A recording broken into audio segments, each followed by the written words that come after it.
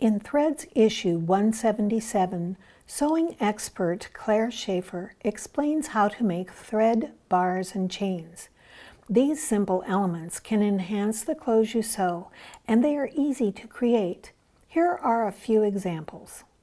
This is a bar. It can be short and used to secure a metal hook at the neckline above a zipper, or long and used to hold a lining or facing to a hemline on pants and skirts or inside a jacket and coats.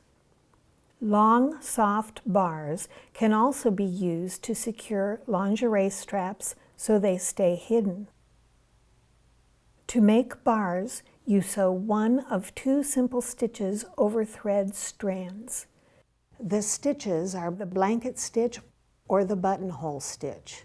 Maybe you've sewn them on fabric before, but sewing over a thread is different. This is how a buttonhole stitch looks on a fabric edge, and this is how it's sewn over a thread.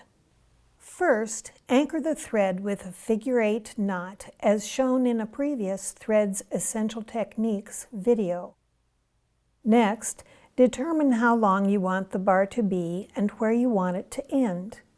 Take a small stitch at the end location.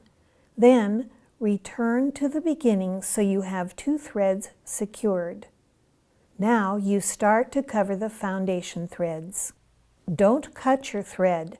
Just have it on the surface and loop the free thread over the foundation thread and weave the needle over the loop under the foundation and over the loop's other half. Draw up the thread snugly and then repeat.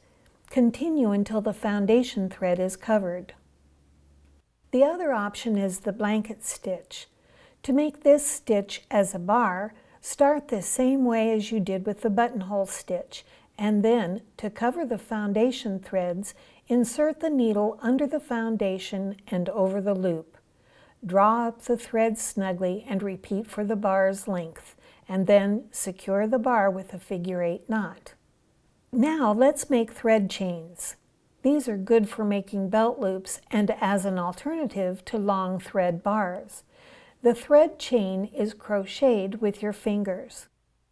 Use a figure-8 knot to secure the thread and then pick up a small stitch to make a loop. Hold the loop open with your finger and hold the needle thread taut. Use a finger to open the loop and pull a new thread loop through the first one, allowing the first loop to slip off your fingers.